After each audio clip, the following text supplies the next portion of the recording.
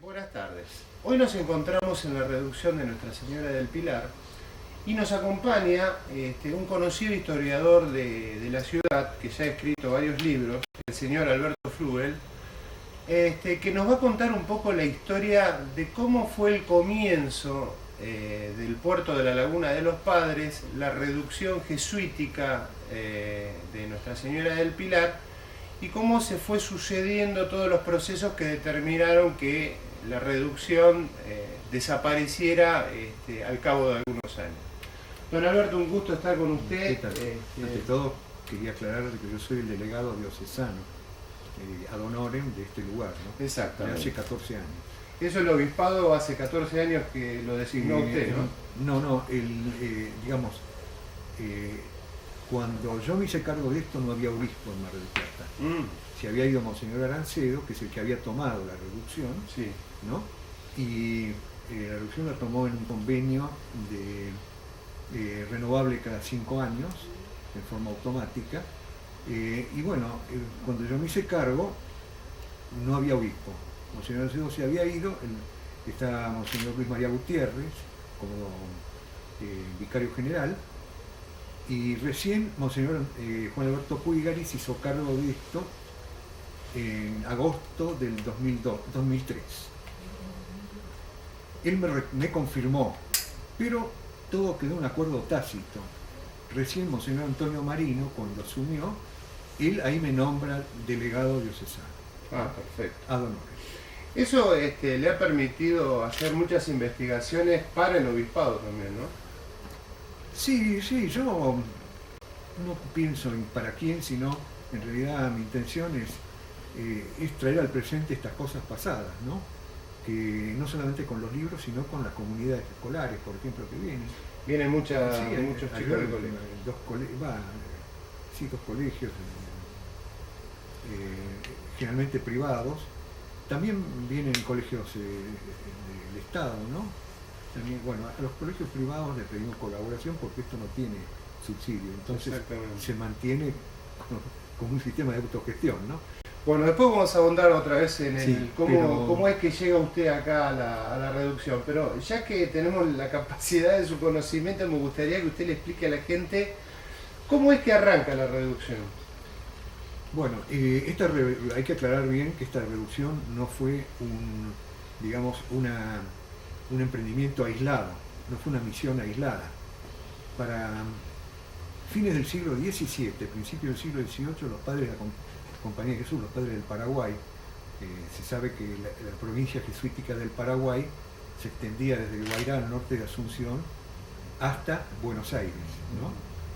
Esa era la provincia jesuítica del Paraguay, al frente de la cual había un padre provincial. Bueno, los padres del Paraguay entonces tenían puestos sus ojos en estas llanuras orientales pampeanas. En el año 1664, un padre, Nicolás Baeza, se hace cargo de la reducción de Tubichamini ahí en Magdalena, ¿no? Que no era religiosa, pero no tuvo resultado efectivo. Y transcurrieron estos últimos años del siglo XVII, pero para principios del siglo XVIII ya la compañía estaba pensando en esta situación, llevar adelante una obra misional desde el paralelo 35 de latitud sur, es decir, Magdalena, hasta el estrecho de Magallanes. Para eso se embarcan tres padres, el padre Matías Ströbel, el padre Manuel Querinis y otro padre que se llamó padre Quiroga, el padre Cardiel también se embarcan y van a recorrer las costas pensando de encontrar poblaciones indígenas, pero eso llegamos hasta el río Santa Cruz y ahí quedó esto terminado porque no encontraron a nadie. Dicen que solamente encontraron algunos rastros, algunos toldos aparentemente, pero no encontraron a nadie. Así que vuelven otra vez a Buenos Aires, pero ya para esa época se habían avanzado, estamos hablando 1730, ¿no? Ya se habían avanzado estas negociaciones, estas ideas de fundar la misión, de volver a continuar. Pero en el año 1740, el gobernador Salcedo firma un tratado de paz con los caciques pampas que abundaban por estas llanuras del estado nómada, y este tratado de paz da el río Salado como límite natural. Entonces ahí sí, el padre Strobel parte de Buenos Aires con una comunidad que paradójicamente estaba conviviendo con la gente de Buenos Aires en sus orillas, ¿no? Esta comunidad era de unos indios llamados Caray-Jet. No sé si eso lo pudiste leer en el libro, ¿no? Sí, estuvo leyendo. Sí, Caray-Jet viene de la palabra garay, y Jet en la lengua de estos pampas, que eran puelches, es decir, Chechejet. El Chechejet, la palabra Jet es el gentilicio y la lengua, ¿no? Sí. Jet significa gente, ¿no? Entonces, gente de Garay. Habían estado, Garay llegó adelante una feria de ponchos acá también, ¿no? Había tenido buenas relaciones, entonces se consideraban como gente de Garay. Pero, ¿qué había ocurrido? En el interín había habido un gran malón, ¿no?, que había caído sobre los pueblos de Luján, Arrecifes, La Magdalena y La Matanza. Y eso hizo justamente de que el padre Strobel imagine fundar una primera misión al sur del río Salado con estos pampas Caray-Jet. Y es así que lo lleva adelante el 26 de mayo de 1740 con el padre Querinis, un griego, él era alemán, pero fue elegido porque conocía las lenguas, era lingüista. Entonces, él lleva adelante esta fundación, sale de Buenos Aires y el 26 de mayo de 1740 funda esta primera misión que se llamó Nuestra Señora del Misterio de la Concepción para Indios Pampas. Esa fue la primera de este proyecto, que consistía entonces en llevar una misión cada 40 leguas desde el Salado al Estrecho de Magallanes. Ese era el proyecto. Sí. Entonces, 3 años después, otro misionero, el padre Thomas Faulkner, un británico. Es interesante saber un poco la historia de Faulkner porque él no había sido religioso, ni había sido tampoco católico. Él fue contratado por una empresa británica cuando se recibe de médico en Londres, contratado con una empresa británica que se llama South Sea Company, que estaba dedicada al tráfico de negros desde Nueva Guinea hasta Buenos Aires, porque ustedes saben que Buenos Aires había sido tomado por Londres después del Tratado de Utrecht, ¿no?, como el asiento de los negros, de los esclavos, ¿no? Bueno, Faulkner es contratado como médico de un grupo de una nave que venía con un grupo de negros, y cuando llega a Buenos Aires, él se deshace y entrega a la población de negro a quienes le correspondía, y se dedica a conocer. Y en esos viajes llega a Mendoza, por Mendoza, después pasa por Córdoba. Cuando vuelve a Buenos Aires agarra una enfermedad que posiblemente haya sido neumonía. Claro, además de ser calvinista, él era negrero. Claro. Y en Buenos Aires el tema de los negros era muy especial. No eran casi esclavos, sino más bien criados. Y encima no era católico, así que bueno, nadie le abría las puertas. Así que entonces él, golpeando así, cae en la casa de los jesuitas, ahí en Buenos Aires, ¿no?, en la calle Perú, hoy Perú, en la Manzana de las Luces, ¿no? Ahí el padre Sebastián de San Martín lo recibe, y ahí queda, pasa su curación, convalecencia.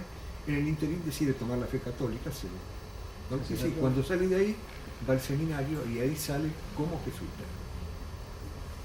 Bueno, esta de acá fue la primera misión de él. Salió de ahí de la estancia de San Vicente Ferrer, que quedaba ahí donde la localidad de San Vicente hoy, la estancia de los jesuitas. Sí. ¿Para qué año aproximadamente? 1742. 1743. 43. Uh-huh. 1743. 1743 sale de la estancia de San Vicente Ferrer, pasa por la Concepción, ahí se hace una carreta, 3 yuntas de bueyes y algunos avalorios que iba a necesitar, lo acompañan 6 lenguaraces, ¿no? Y sigue su viaje hasta que llega a un lugar que en aquella época en su mapa lo figura como Punta de Lobos o Cabo de Lobos, Sí. en inglés está porque es británico, o el Cabo Corrientes. Exactamente. Y ahí él dice entonces giré en dirección oeste-noroeste, siguiendo un cordón serrano que emerge de la mar. ¿No? Ese es un transcribo el diario de ¿Cómo él, ¿no? estaba escrito? ¿Por qué venía a girar él? Porque él tenía una información de otro misionero que recorría la cordillera neuquina, que se llama el padre Javestad, que una parcialidad de la nación puelche se había desplazado para estas llanuras orientales, ¿no? Y estaba viviendo en la sierra, y eran conocidos como Pampas Serranos. Bueno, tomó contacto con ellos, él dice, ¿por qué gira? Porque él venía a tomar contacto con estos, ¿no? Tomó contacto con ellos, convivió 6 meses con ellos, y en una de sus excursiones encontró la laguna. Ustedes saben que estas llanuras orientales, que eran conocidas como el desierto, era así porque la ausencia total de árboles. Exactamente. No había árboles. Nada. Si uno ve las cartas antiguas, va a ver, por ejemplo, la isla en todas estas llanuras me refiero, la isla de tal, la isla de Díaz, la isla de los chilenos, esos no eran islas, sino que eran montes aislados, ¿no? Figuran así como islas, pero eran montes, ¿no? Pero cuando llega acá a la laguna se encuentra con esta vegetación de curro, que los españoles llamaban coronillo, ¿no? El currumamul, y también estos talas, los talares, los saucos. Y ese fue el factor determinante para que el padre Tomás Fabio diga este es el lugar para fundar una misión, porque es lo que le iba a garantizar a él la provisión de leña futuro, único combustible en aquella época. ¿Y el agua? El agua relativo, porque el padre Cardiel dice que había riachos por todos lados, ¿no es cierto? Bien. Así que el agua es relativo. Así que entonces, bueno, un poco corto todo esto, ¿no? Va en búsqueda de quien iba a ser su compañero, el padre José Cardiel, y juntos el día 13 de noviembre de 1746 clavan la cruz y comienzan acá con su misión. Ellos traen una capilla portátil, no se sabe exactamente el lugar original donde se habían instalado por primera vez. Cuando se lleva adelante esta reconstrucción, hay una investigación que llevé yo adelante, porque cuando yo me hice cargo de esto, había muchas opiniones referentes a que aquí no había estado la reducción. Entonces empecé a pensar que, bueno, que esto estoy hablando del año 2008, 2009, hay que definir, mismo por ejemplo, el que es ahora Baldino, el que es ahora director de acá de la Laguna. Bueno, él me decía que acá no había estado, me discutía. Entonces yo digo, voy a tener que buscar, a ver, claro, excavaciones se pueden hacer, pero prácticamente es imposible, porque habría que excavar toda la laguna. Claro. ¿No? Es una cosa imposible. Entonces, ¿qué hice? Me empecé a remitir a los historiadores contemporáneos de la reducción. El padre Sánchez Labrador, el padre Pedro de Torres, el padre, en fin, los historiadores de aquella época, todos coincidían que la reducción estaba, los mismos padres Cardiel y Fafa, ¿no? Coincidían en la margen este de la laguna, es decir, esta, ¿no? Pero también decían todos que en el extremo norte de la parte de la margen este. Pero el extremo norte de la margen este es todo esto. Claro. De todas maneras, bueno, hasta que cae en manos mía un diario de un viaje que llevó adelante en ese momento el coronel hacendado Juan Manuel de Rosas, ¿no?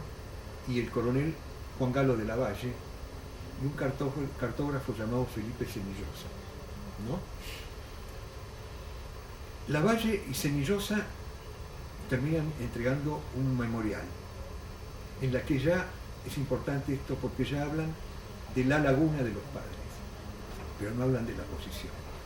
En cambio, Rosas, en su diario de viaje, habla de los restos de los jesuitas, pero habla, y esto es importante, de la lomada más prominente. Entonces yo ahí me fui al Instituto Geográfico Militar, en Buenos Aires, ¿no? Y conseguí las cartas con la planimetría. Y bueno, indudablemente, donde estaba la reducción no era acá, sino unos 90 metros más para allá. Ah, bueno, pero no andaba tan fuera de... A donde están ustedes, los guardaparques. Mirá vos. Un poquito más allá, ¿viste? Es donde está la lombada más prominente. Sí. Ahí estaba, pero claro, cuando, esto ya es hipotético, ¿no? Cuando se hizo la reconstrucción, porque el material que el padre Furlong y bueno, la municipalidad produjo en ese momento, parece que se extravió, no se encuentra en ningún lado. También se extravió todo digamos, el decreto por el cual se marca que la reducción estuvo acá. Claro. Y ahora, ese es un problema que está teniendo ahora la ciudad con el tema de la documentación. Ese es un problema grave. ¿Por qué? Te voy a explicar por qué. Eso es ya actual, ¿no? Sí. Me estoy saliendo un poco de tema, pero es grave porque ahora se vuelve a renovar el convenio el año que viene. Pero yo descubro que en el convenio actual se habla de, digamos, la cesión al obispado de 3 ranchos y una capilla. O sea que aquella parte no estaría incluida. No, ranchos que están en el aire. No estarían definidos en el lugar espacial, claro, dónde están los bordes que conforman ahora, el lugar. Eso depende de cultura. El expediente no se encuentra, entonces yo creo, yo eso le estoy pidiendo a Monseñor Antonio Marino, al obispo, que se haga una nueva reubicación. Bueno, para ahí posiblemente vayan a utilizar su servicio. No, va a tener que ser acá, como es lógico, ya está acá. Sí.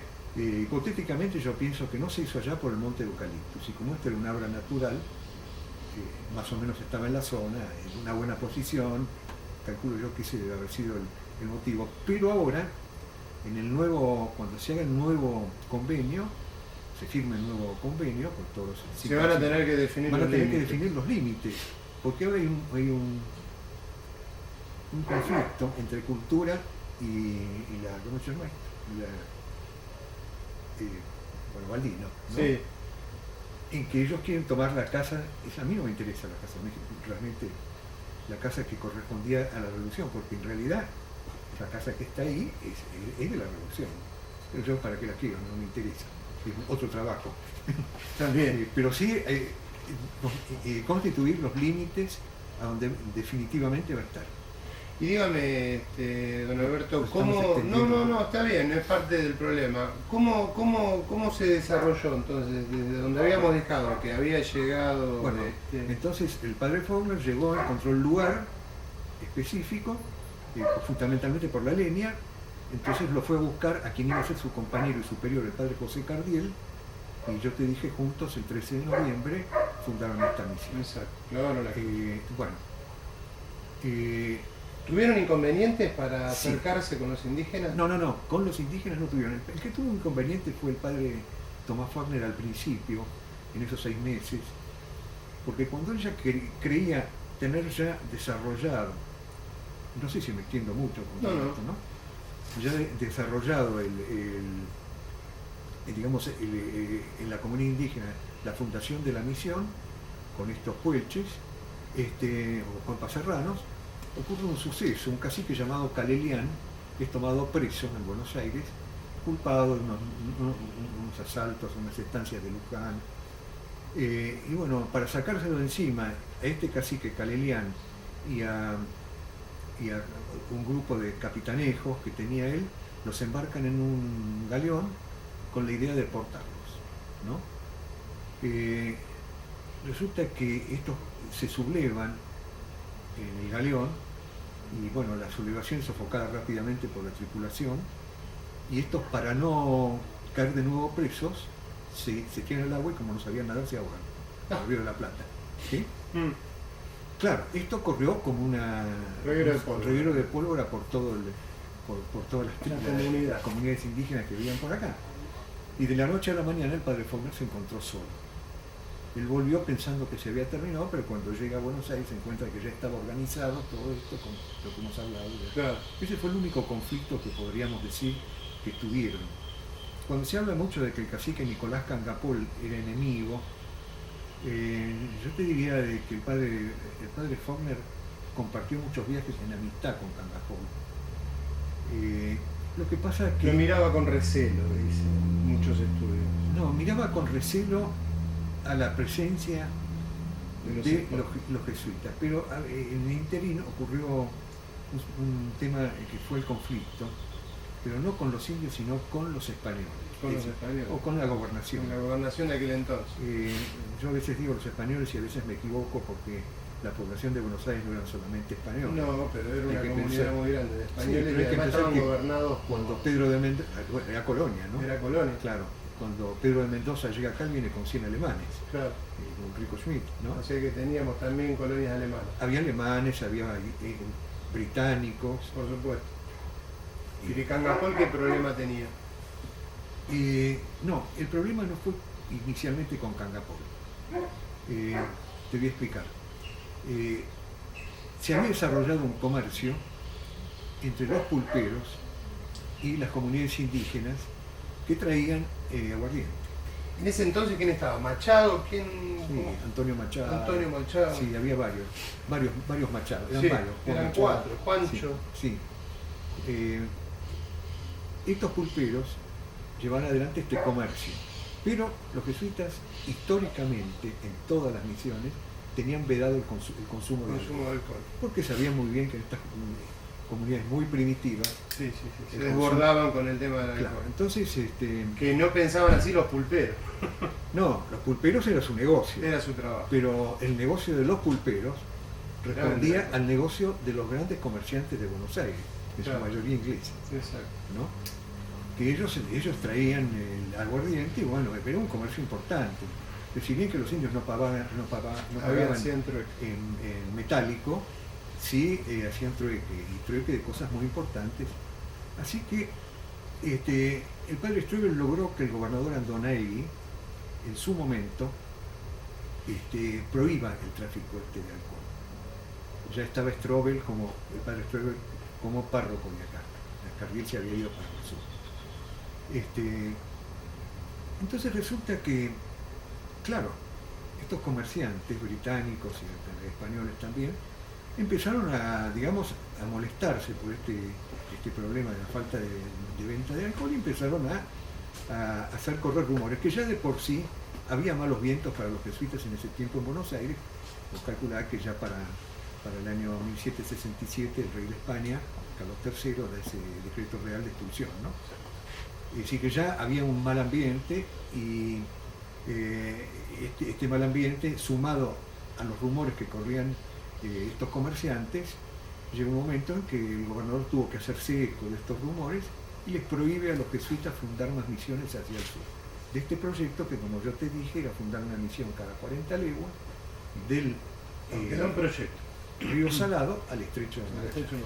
Para esa época los jesuitas ya tenían fundada 3 misiones. La primera en la desembocadura, la Concepción, la segunda esta y una tercera un poco más al sur para indios tehuelches que se llamó Nuestra Señora de los Desamparados. Y les prohíbe fundar más misiones. Le retira el apoyo a estas 3 que ya estaban consolidadas. Y si a eso le sumamos que este mismo gobernador, don José Andonaegui, había tenido una discusión muy importante con el gobernador, con el cacique Nicolás Cangapol, que era quien congregaba a los caciques. Todos los caciques, ¿no? Ese conflicto había tenido que ver con un pedido de Cangapol de hacer negocios, ¿no? Hacer buenos negocios con Buenos Aires. Los negocios son los que había hecho su padre, Juan Cacapol, su bravo, ¿no? Ferias de ponchos, que ellos traían de Chile. Claro.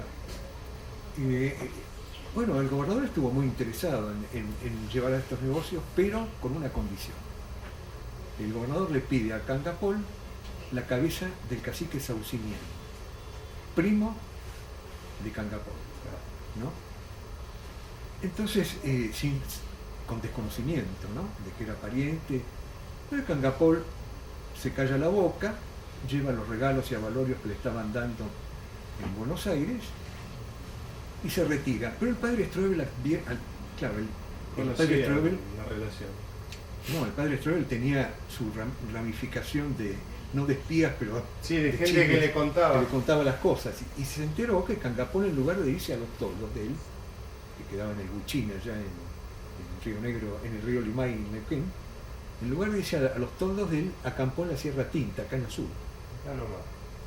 Entonces supuso que ahí pasaba algo. Entonces empezó a preguntarle a sus amigos y se enteró de que Cangapol estaba por pegar un gran malón para sacar todo lo que había al sur del Salado y penetrar en el Salado también, las estancias.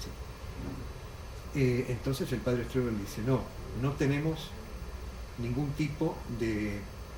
De guardia militar. No tenemos posibilidad de defensa. No tenemos... no podemos fundar más misiones. No tenemos apoyo. Y encima se levanta... y hay una sublevación en Puertas, decide entonces emprender el éxodo y se retira. ¿A qué año aproximadamente? 1751. En septiembre de 1751 comienza su viaje, su derrotero, hacia Buenos Aires y termina ahí en la Concepción, ¿no? Pero previamente resulta que cuando llega a la laguna de Caquelhuincul, ¿te ubicás? Sí.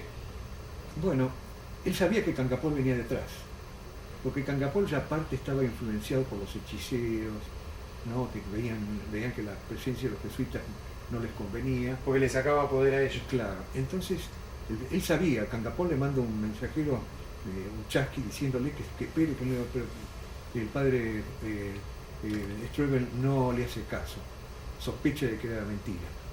Entonces, sospecha que más vale no quedarse.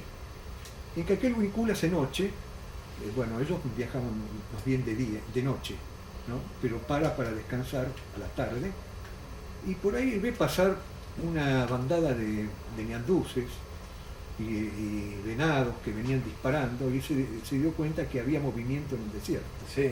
¿Qué significaba? Que algo venía detrás. Sí.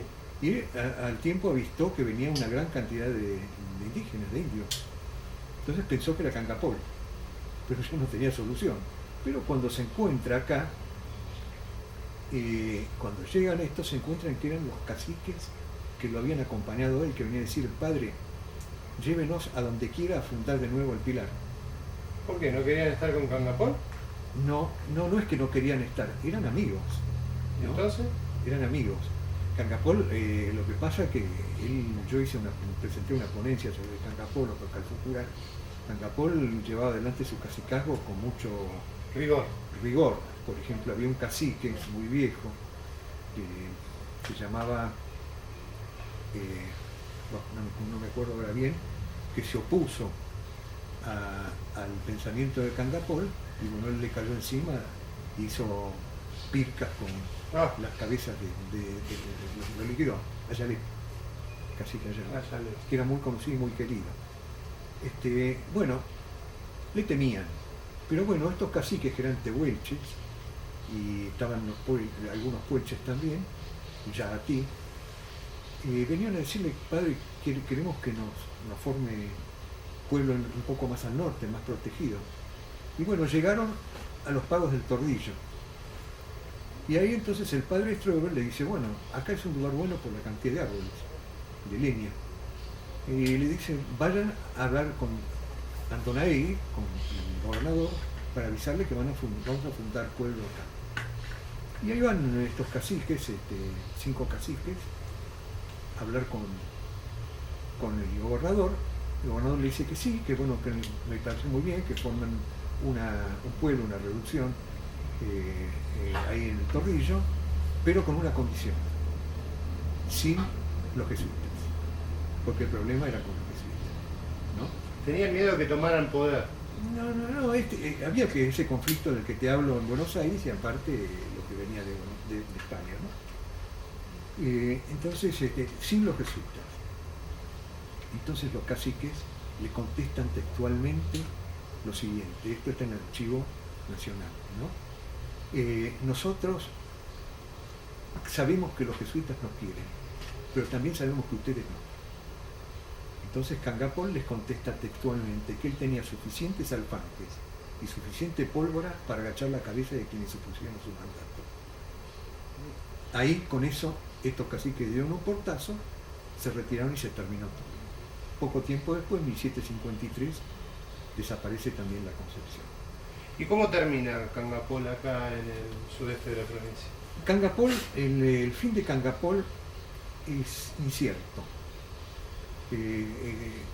Cangapol, bueno, no se atreve a destruir la reducción de la Concepción, primero porque había una hermana de él, de hace muchos años que vivía ahí, pero porque le tenía cierto respeto a los jesuitas, ¿no?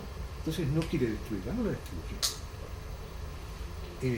Ahí hubo varios conflictos. ¿Hubo un problema con Yajatí? Sí. Los milicianos que estaban ahí a la Concepción, sí le mandaron milicianos de Buenos Aires, ¿no? Los milicianos que estaban ahí en la Concepción, en un momento vieron que venía un cacique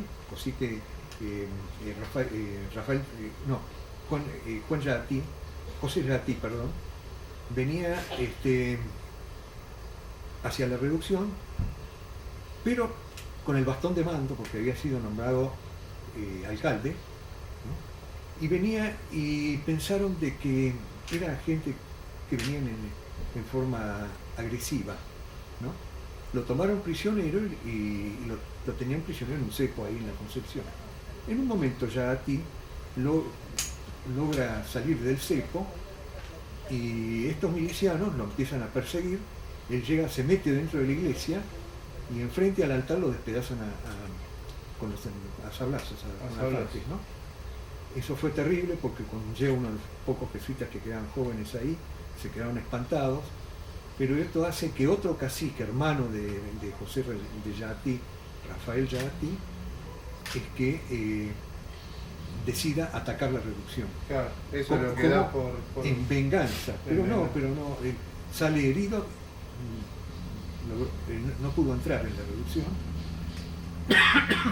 y sale herido de ahí, casi muere, y cuando sale, él se va llevando a la hacienda de la reducción, pero ¿con quién se encuentra? Con Cangapol, que venía, y Cangapol lo toma prisionero y le da muerte en forma lenta y muy cruel allá a ti. Y después llega hasta la reducción, ahí se frena y vuelve. De ahí en más, de Cangapol no se sabe nada. No se sabe nada. ¿Se Cangapol, pudo haber escapado para la zona de Neuquén? No, yo creo, hay una carta que llega a Córdoba, a la provincia de Córdoba, diciendo que habían venido unos indios llamados de Córdoba, habían llegado unos indios llamados ranqueluches, que respondían al cacique Bravo. O sea que se pudo haber desplazado hacia el norte. Hacia el sur de Córdoba. Hacia el sur de Córdoba. Pero de ahí en más no se sabe nada. El bastón de mando de Cangapol fue disputado por el hijo de un hijo de Cangapol y un tío, y después se lo llevaron, el bastón de mando ese se lo llevó un malón de araucano. Bueno, pero eso no termina con las reducciones indígenas acá en el sudeste de la provincia. Después viene la conquista del desierto, ¿no? Sí, yo siempre digo que los que levantaron la obra de los jesuitas al sur del Salado fueron los padres de Don Bosco. Llevaron un trabajo muy similar al de los jesuitas, con escuelas agrarias, ¿no? Escuelas, pero sí, estamos hablando ya de 1880. Claro, por supuesto. Yo quería que la gente supiera también, más allá de que después que la reducción terminó su cometido, sí, cómo fue el tratamiento que tuvieron para con los indios de parte del gobierno de la nación. Bueno, ahí hubo un periodo que fue el periodo de Juan Manuel de Rosas. Rosas pactó con los jesuitas en forma permanente, con los jesuitas, perdón, estoy hablando con los ranqueles, ¿no? En general, con las comunidades indígenas, sí, con los broganos, con los Pampa, con los tehuelches, con los ranqueles, pactó. Fue una etapa, digamos, de Martín Rodríguez en adelante. ¿Año? Sí, y años 1823 en adelante, ¿no? Ahí, bueno, Martín Rodríguez llevó adelante la expedición, que es el primero que nombra a a las taperas de los padres, ¿no? Martín Rodríguez. Martín Rodríguez en 1823 llega a esta región, cuando va a fundar Fuerte Independencia, lo que es Tandil, ¿no? Sí. Llega en 1823 y él ¿Y qué encuentra acá? él habla, es muy interesante, yo tengo el libro El diario de viaje de Martín Rodríguez, que lo consigue de casualidad. Habla, dice textualmente, la división campó en los domicilios arruinados de los jesuitas. Ah, ahí está. Estaba todo hecho una ruina. ¿Qué? Estaba Sí, todo sí, hecho 1823. Habían pasado bastante. 70 años. 70 años. En los domicilios, ahí se ve, digamos, la industria y el gran poder de los jesuitas, porque él habla de Montes de Durazno, ¿no? Que habían seguido en forma silvestre. Se nota que este lugar, esta región, era muy apta para la plantación de duraznos. Te digo porque después, tiempo antes de Martín Rodríguez, en 1816, llega acá quien funda la estancia El Durazno, ¿no? Pablo José de Seiza, Sí. ¿no? Y él le da el nombre de estancia El Durazno ahí en Mar Chiquita, Precisamente por eso. justamente porque la condición que ponía el Estado para cederle esas 96 leguas cuadradas de campo, 400.000 hectáreas, ¿no? Una barbaridad. En Enfiteusi. No existía en Enfiteusi todavía en 1816. O sea que era cesión de tierra. En Merced. En Merced. Claro. No cesión, era una especie de comodato. Sí, ¿no? si le daban la tierra para que la trabaje y al cabo de unos años él la tenía que devolver. Claro, él lo tenía en Merced. Y toma a don Pablo José de Seiza, ocurre que era un militar, los padres de él habían venido del País Vasco y habían hecho mucho dinero en Entre Ríos. Él heredó todos esos campos de Entre Ríos y compró más, pero era militar además, ¿no? Y en la guerra con Artigas, él lucha contra el barón Holmberg, ¿no? A favor del barón Holmberg, ¿no? Y él pierde, ¿no? En esa guerra. Ahí es muy interesante porque aparece este conocido personaje llamado Andresito. Ah, cacique. Es un personaje Sí. que fue criado en las misiones y después luchó mucho por el Río de la Plata, por el territorio rioplatense, ¿no? Después terminó preso de los brasileños, me digo, una cosa muy oscura. Hay un versito que dice, aún recuerdan las cuchillas siempre azules de los tapes de Andresito y las cargas de Leñú, el coronel de Leñú, ¿no? Exacto. Con ellos peleó don Pablo José de Seiza, pero perdió todo lo que había heredado y lo que él había logrado. Entonces el gobierno de Buenos Aires le da, como para ayudarlo, la cesión en Merced de tierras que él podía elegir al sur del Salado. Y eligió en Mar Chiquita. Pero tenía como condición vivir en el lugar, construir 6 ranchos y plantar 6.000 duraznos. Los plantines, el gobierno de Buenos Aires le daba los plantines, pero él tenía que ponerlos. Claro. Los puso. Por eso que la estancia la llamó El Durazno. Bueno, pero ustedes conocen la esquina de Arhuaz. Sí. Eso fue en 1815, 1816 se funda la pulpería esa, la esquina de Arhuaz. Exactamente, que era como un lugar de transición por la costa de Carreta. El Camino Real, que venía de Dolores, Claro, paralelo, por la esquina, paralelo a la Ruta 2. Paralelo a la Ruta 2. ¿No? Hoy por ahí está conformado. Igual está un poco más alejado, debe estar unos 30 kilómetros más o menos de la ruta. Sí. La esquina de Arhuaz. Sí. ¿La conocés? Sí. Sí. Hay que seguir por ese Camino Real. Hasta Sí. Digo que de la traza de la ruta está a 30 kilómetros, ahora, a 30 kilómetros en línea recta. Digo, sí, pero sí en aquel entonces existe este Camino Real. Sí, también. claro, lo que pasa es que ahora usan la ruta 2. Claro. Bueno, entonces, estábamos con... Bueno, Cangapol. Sí, lo que pasa es que... Cangapol desaparece y ahí empiezan a ocurrir hechos. Y ahí interviene, ya el tiempo de Rosas. Rosas tenía un problema con los caciques boroganos que estaban conformando como una especie de estado tapón en la región de las lagunas. Los boroganos provenían de Chile, Claro, de la boroa chilena, ¿no? Claro. La boroa chilena se había establecido en la región de Guaminí. ¿Por qué se habían establecido ahí? Igual que los ranqueles en la región del sur de Córdoba. ¿Por qué? Porque ellos estaban escapando a las guerras de la independencia chilena, ¿no? No querían intervenir. Entonces se establecieron acá en la región de la Laguna, claro, ahí en Guaminí, Carué, todo eso. Concretamente los toldos estaban ubicados en la laguna de Masallé. Y Rosas no quería que hubiera indígenas chilenos. No, él no tenía problemas con los chilenos. El problema que lo tenía era con unos hermanos que habían sido también realistas, ¿no? En Chile, sí, se llamaban los Pincheira. Estos, cuando terminaron las guerras de la independencia, habían peleado a favor de los realistas, ¿no? Contra los patriotas, claro, patriotas chilenos. Exacto. Pero con un grupo de indígenas chilenos, Claro. picunches y pehuenches. Entonces estos quedaron en contacto, estos pinches, y empezaron a dar malones sobre San Luis, Mendoza, San Juan, y Rosas, como tenía en el medio a estos boroganos, que también pertenecían a la misma comunidad que los Pincheira, se habían alejado, pero pertenecían. Entonces era como taponeaban, y Rosas que le sacara encima.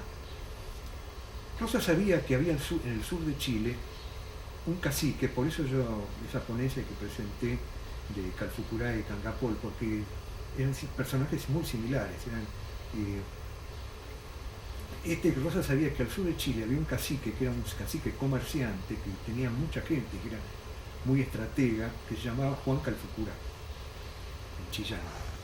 Entonces le manda un emisario diciéndole que él quería negociar con él. El negocio consistía en que él le saque los boroganos del medio, Claro.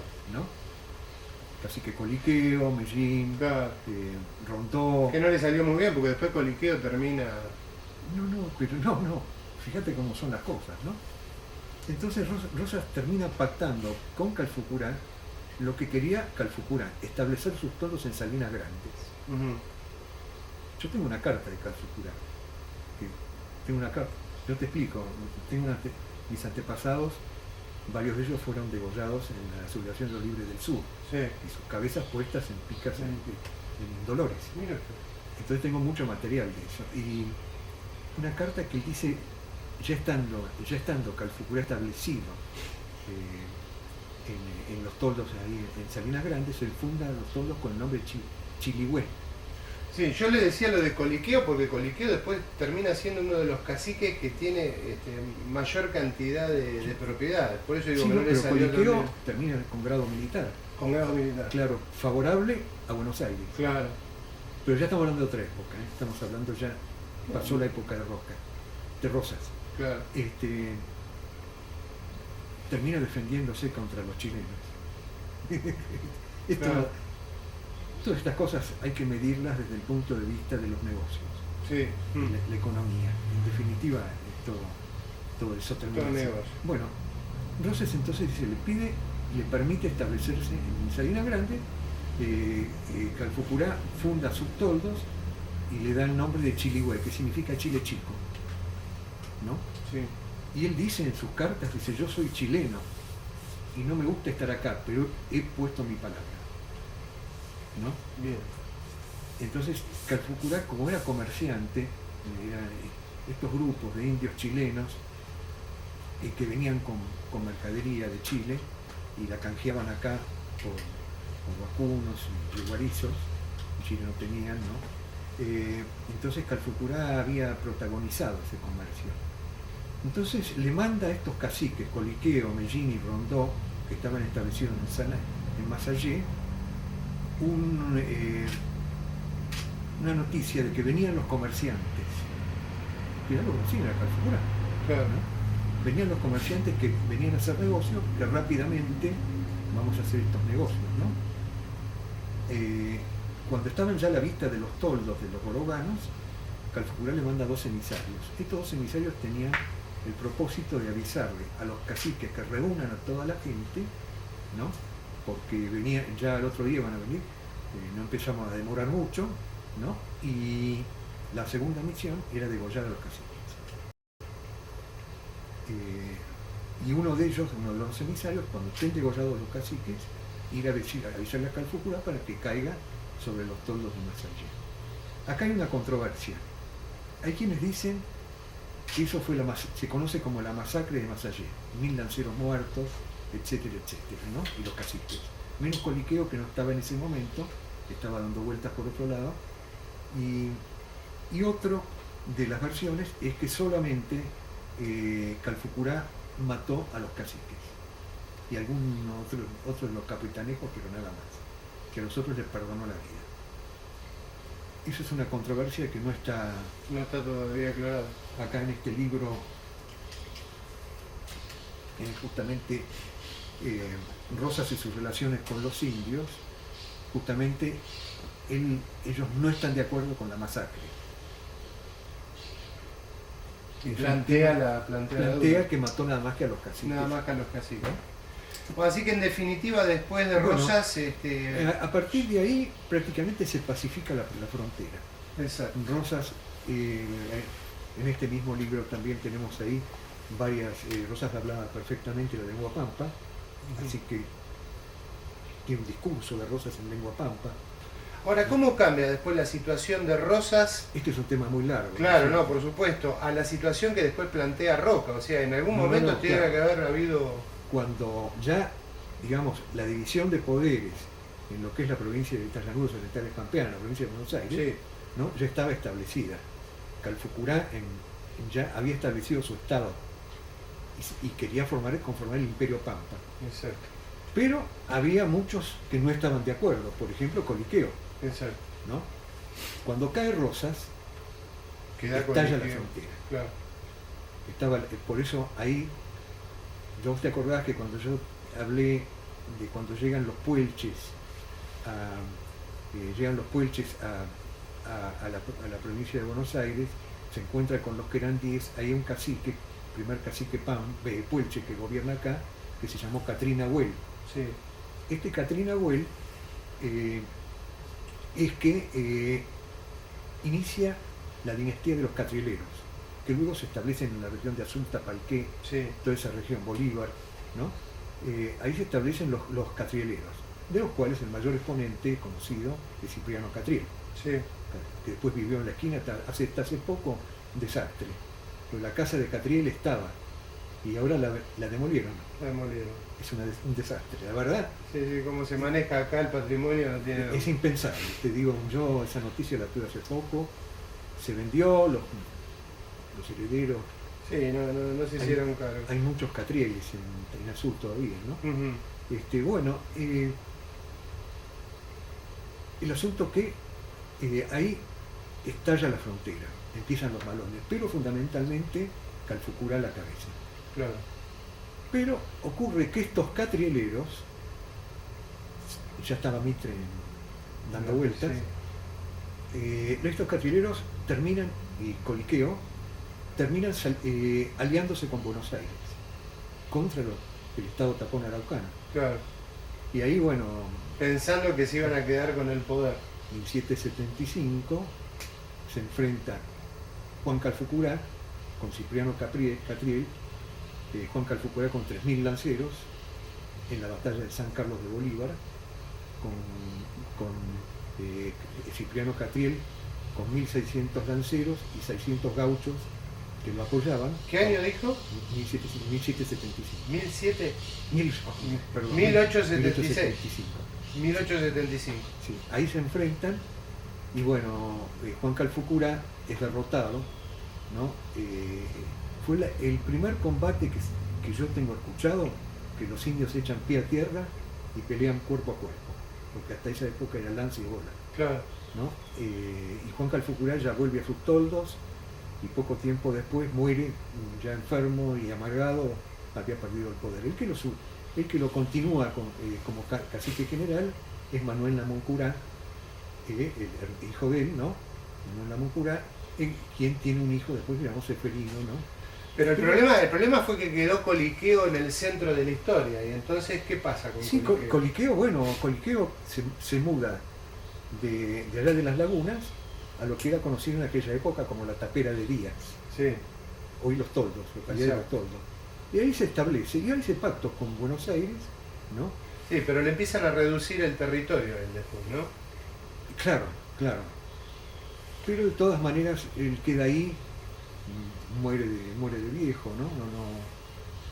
Manuel Lamoncurá, esto hay mucho para hablar, ¿no es cierto? Ahí hay un enfrentamiento muy grande con otra parcialidad de Borogano, que no estaban de acuerdo con Coliqueo, que se establecen ahí dentro de los toldos, dentro del cerco de Fortini, pero que terminan siendo liquidados por Coliqueo, ¿no? Claro, pero lo que ya más o menos lo que estaría planteando el gobierno era que los tenía a todos los indígenas agrupados en un lugar. Estaban Calfucurá, sí, fin de Rosas, ¿no?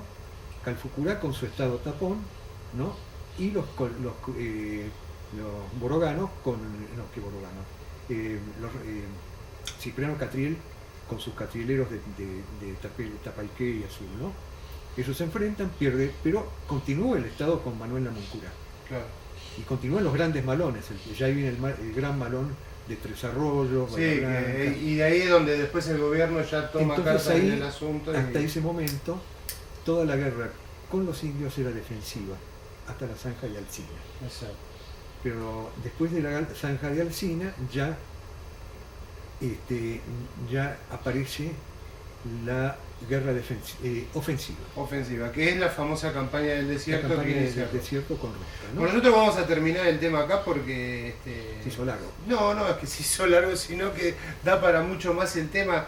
Después podríamos hablar en otro momento de cómo fue la campaña que hizo Roca, pero yo le agradezco mucho la visita que nos ha abierto acá. Un tema que es importante. Yo no soy roquista, te aviso, pero reconozco que en ese momento, tanto Alsina como Roca tuvieron una visión. Se había producido la guerra chileno-boliviana y la frontera la tenían que defender algo. La tenían que llevar a la cordillera. Y esa fue la visión estratégica de Roca.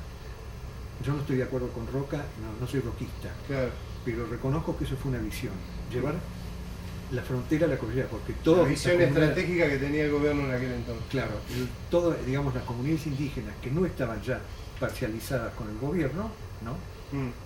Eran chilenos. Claro. Entonces, ¿qué pasó?